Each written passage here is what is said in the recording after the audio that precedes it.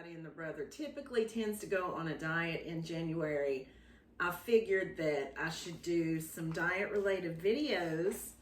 So I am going to do one of my favorite low carb recipes from one of my favorite low carb books. As you can see, I have the whole series, well, not the whole series, but anyway, Suzanne Somers. I'm a Suzanne Somers fan. This was the first book that I got from her, which my mom had given me, and it has some great recipes in it.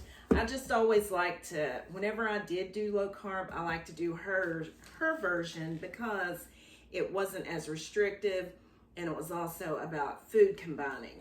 It's the second book, and I've read all of these books from front to back, and I really like her books and the way she explains things and the theory and the science behind it and all that. But anyway, so I will be doing one of my favorite low carb recipes from this book, and it's the Balsamic Dijon chicken in a Balsamic Dijon sauce. Super easy, it's quick. I'm gonna get my hands a wash, and I'm just gonna show y'all how I cut up. I mean, you can still watch the TV if you want. So I'm just gonna show y'all how I cut up my chicken. I got some boneless, skinless chicken breast here. Whenever I'm using boneless, skinless chicken breasts, I like to cut them into smaller pieces. So I just kind of fillet it like that to make them thinner and smaller. And I usually get about 3 pieces out of one chicken breast. So, like that. That's how I do it. I'm just gonna cut these up. And this is gonna make quite a bit.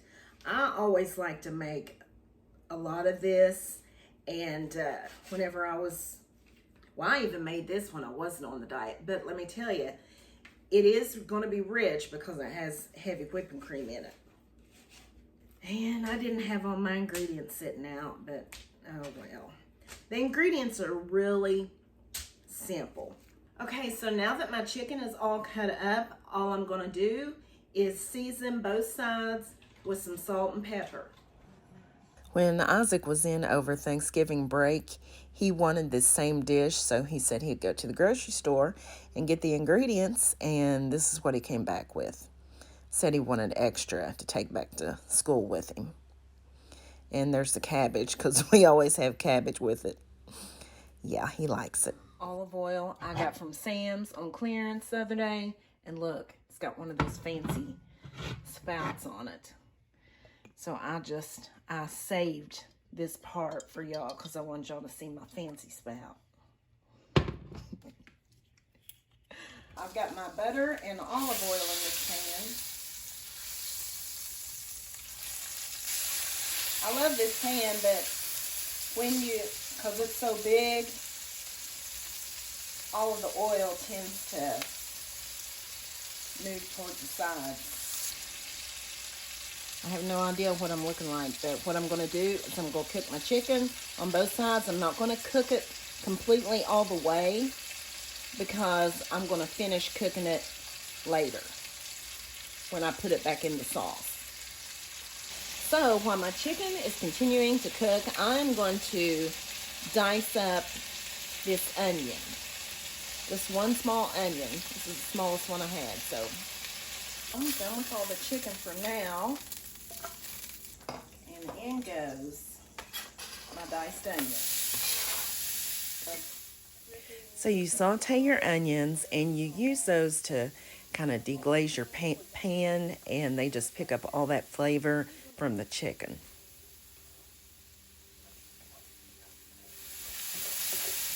So these ingredients that you see right here, that's all we're going to be putting in the sauce. That's it. So simple.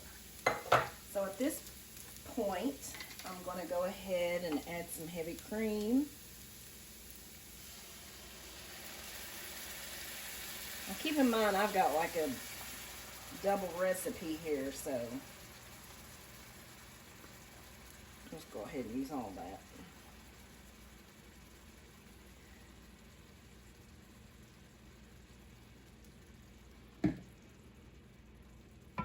Now I'm going to use my Dijon mustard, my old spoon that belonged to my grandma Hazel.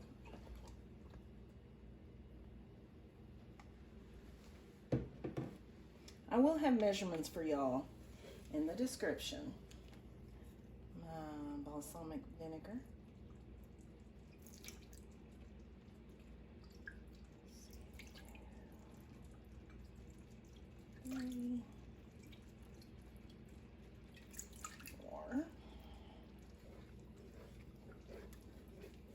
We'll go ahead and put a little bit of parsley in there now.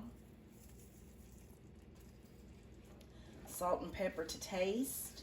And if you wanted to make it even quicker or faster, cook your chicken all of the way. And that way, whenever you put your chicken back in your sauce, it's done. But I like to finish cooking my chicken in the sauce. That's just how I like to do it. I just like that way. I just think it's better, and the sauce kind of soaks into the chicken, and your chicken gets really tender. So I'm going to taste this and see if it needs any salt or pepper. Definitely needs some salt. I'm going to go ahead and put my chicken back in. Whoa. Also, just pour that juice back in there as well, because there's quite a bit of flavor in that. Okay, so I like to add more parsley to it after you put the chicken in. Makes it pretty. And I'm going to cover it. There you go. And that's it. Well, I'm going to fix some cabbage with mine. Look at Isaac. He's in my spot. What are you doing, Isaac? He's chopping up cabbage to go with the balsamic Dijon chicken. This is not by choice. Well, you wanted cabbage, didn't you? That's a way to keep it low carb, is by having cabbage as your side, as opposed to rice or pasta. That's not really what we're focused on. No, it's not, but I'm just telling the people that if they are doing low carb, we don't recommend low carb. Well, okay, I know, but a lot of people do it. Yeah, well, I advise them not to. It doesn't work. It does work. It works, but if you want to gain it backwards, well, I'm not getting into that. Okay, well, it just depends on what kind of program you're on, actually. Suzanne Summers, which is the recipe that the balsamic Dijon chicken came out of, she has a really good program called Summer Sizing. That's the one I always did. And hers, if you want to summer size the rest of your life, then I guess low carb can. It's not, it'll work. But it's not just low carb. It's about food combining as well. So, but we're not on here to promote any type of eating or lifestyle changes. We're just showing y'all the recipe, or I am. Look at that gigantic bowl of cranberries. I made some cranberries. Cabbage is pretty much done. So, that is my chicken. It's been simmering on low heat.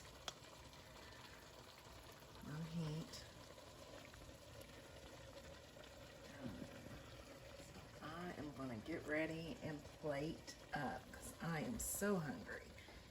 Just add a little bit of this cabbage.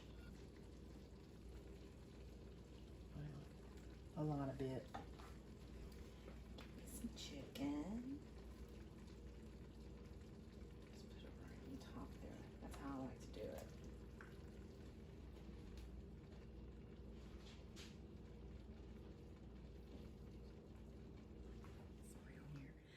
You see it's nice and tender. It just breaks apart with the fork.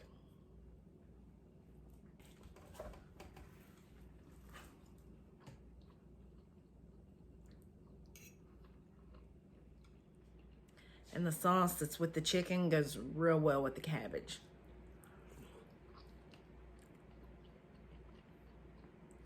That's really good. Bread would be nice with it, yes, but you really don't even miss the bread. Really, I mean, if you think about it, you'll miss it, but, you know.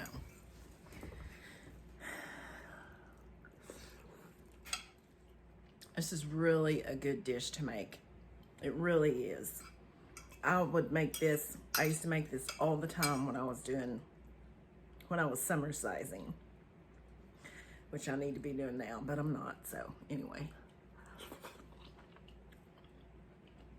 And you see that juice on the plate.